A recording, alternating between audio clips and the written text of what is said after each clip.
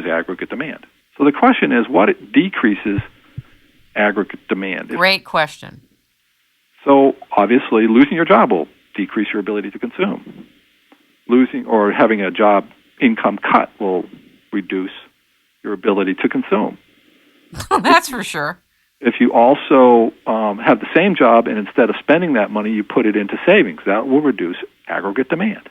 Your savings go up, which increases your ability to consume in the future, but your consumption goes down because you're putting the money into a bank or other kind of place. Let's say other investments for purposes of what's happening now in the world. Third is, of course, you can actually have a problem because you've gone bankrupt, and that reduces borrowing demand, right? Or instead of losing your job and having all the other problems, you pay down your debt faster than you would have otherwise. So you're using the same amount of cash to do two different things, which reduce aggregate demand. Okay, now think about this that's on an individual basis. You think about this on a company basis. The other thing that individuals and companies do is they look out and they go, well, I'm a little uncertain as to whether my job is going to be around. So they'll reduce their spending and put it into savings. Or they'll reduce their borrowing because they're afraid that if they borrow money, they're going to lose their job, so they reduce that. So uncertainty reduces aggregate demand. And that's what we have right now in the economy. We have a lot of uncertainty. Government policies are changing. There's a lot of things going on in the economy that are disruptive. Borrowing is more difficult. Underwriting standards have gotten a lot tighter. All those things go about to reducing aggregate demand. Now, the way the government goes about stimulating aggregate demand is it goes into deficit financing. So this is a concept which has been around for hundreds of thousands of years, but it was codified by a guy named John Maynard Keynes into what's known as a system of economic thinking called Keynesianism. And Keynesian basically said that during recessions, government can increase aggregate demand by going into deficit financing. Is that what you're relaying about the wind power? It's a form of deficit financing? Okay. Summary of the point was and is Keynes was wrong. Doesn't work. Now, the short answer is in the 30s, when Keynes came up with this general economic theory for demand, 1930, right, during the Depression. Right. Since 1930 to 2000, what happened to the United Kingdom? I don't know. It's gone from a world power back to the pre-1600 borders, actually pre-1200 borders of England. It's gone from being a strong, viable economy to one that's negligible on the world scene. So using government spending only adds to government spending because the problem is you never really reduce it. It's very difficult once you start down the road of government spending to reduce government spending because people become dependent on it. And what you get into is a spiral of what's known in economic circles as the... Sorry to interrupt you, but to me it's like the exponential factor. It exponentiates out of control. It compounds into the Netherlands. Correct. Because what you've got is the attitude that I'm going to get mine as soon as I can because I don't know if it's going to be around tomorrow, number one. And number two, well, I'm going to just step back a second here and go to what's called the tragedy of the commons principle. Have you ever heard of this? No. Okay. Back in the colonial days, in the center of town, there was a place called the Commons, right? Right. It was green in the middle of the town. Well, everybody could bring, who visited the town, and put their horse or cow in there, and it would graze around, and it would be fine, right? One would and think. It was a commons because it was owned by the town, and everybody, could put their animals there. Well, what happened, of course, is that people started putting their animals there who weren't visiting the town, and they would just eat the thing down to dirt in no time flat because it was free or perceived to be free. Now, that's fine in a small little town. You take that to an economy, and you get the situation where we've got with immigrants coming in and using our services and not having to pay for them. You get people who just keep on adding on to the government services, and it gets even worse when you get to, companies doing this. Major companies like First Wind, for instance, they get dependent on the government subsidy, and they're going to get it as fast as they can, put these things up, and they don't care whether or not these things really produce electricity. So it's kind of like a parasitic organism. Absolutely. That has manifested itself into a systemic structure that is being empowered by policy first and then corporate structure to play it out. Correct. I jokingly refer to these people in the political realm, as you say, parasites, right? But political hacks, let's put it that way, okay, are these type of people.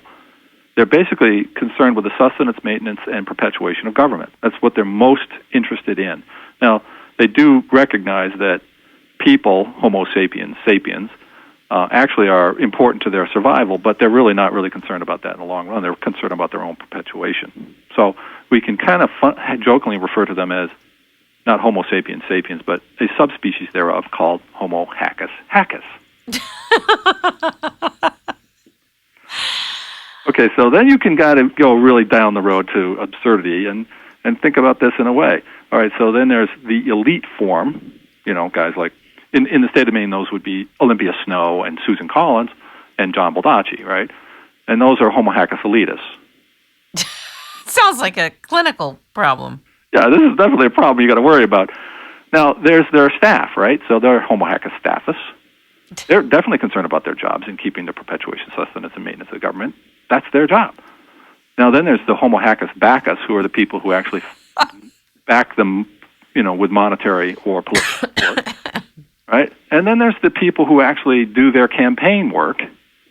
In this state, that would be a guy like Christopher Plotholm, who's known for his, going across borders, whichever. He's a mercenary as far as that goes. Homo hackus spinus. Now, this is really ridiculous, but think of a picture of Monica Lewinsky, Homo hackus sexus. Now, if you recognize the fact that she represents only one subspecies, you can actually think that historically this has been evident for thousands of years. Think of Cleopatra. I can see how your wildlife experience leading bird tours and... In other words, I've took this ad absurdum, right? Homo hackus is a subspecies humankind, which is parasitic on Homo sapiens sapiens. This is funny. It's not funny, but it's funny. Yeah, it's revealing, but it's not funny. Going back to the aggregate demand issue. Right. The problem with the Homo hackus on the aggregate demand is they're taking out of the actual ability for aggregate demand to increase. They are non-productive dead weight on the economy. So, in fact, the best way to actually increase the economy is to reduce government. In order to consider reducing government, they're going to have to talk to a gentleman named D. Hawk. And who's that? He has written a book on the chaotic organism, about how companies and industries can be set up from the ground of chaos, and how instead of being top down, they can be set up like a effective organism that organizes for human betterment and effectiveness and efficiency. And instead of just to replicate and expand itself, it's self-replicating to produce a whole system where there's this interconnectedness and you don't have this ability to disconnect activity and consciousness and process and protocol from everything else. D. Hawk was the founder of Visa, and he set it up instead of from a top-down, from what he calls a chaotic company, chaotic organism, and took away and stripped down a lot of the structures and ways of acting that most corporations try to set themselves up to do, that are control-based. So he took out the whole control mechanism. Yep. He used this model in the setting up of Visa. It's much more complex than what I'm articulating, but the bottom line is that what you're describing here is that government is an organism that is dedicated to expanding itself and replicating itself and expanding its ability to control. Correct, which is detrimental to anything that needs to be tapped. But see, it doesn't know that. It doesn't know the extent to which that is a virus in and of itself. Correct. And to the extent to which that is antithetical to bringing in an entire universe of new solutions and discoveries and better efficiencies and effectiveness for being energy independent, for getting the grid protected from all kinds of things that it's not even provisioned for right now, and other types of concerns that we have environmentally. The whole thing that you just described, yes, is really based on the concept of what's known as chaos theory. Yes. Right? Right. And chaos theory is actually proven scientifically that the more structure you have in a system, the less likely it is to survive. And in fact, it's more prone to extinction. The real question is, it's a question of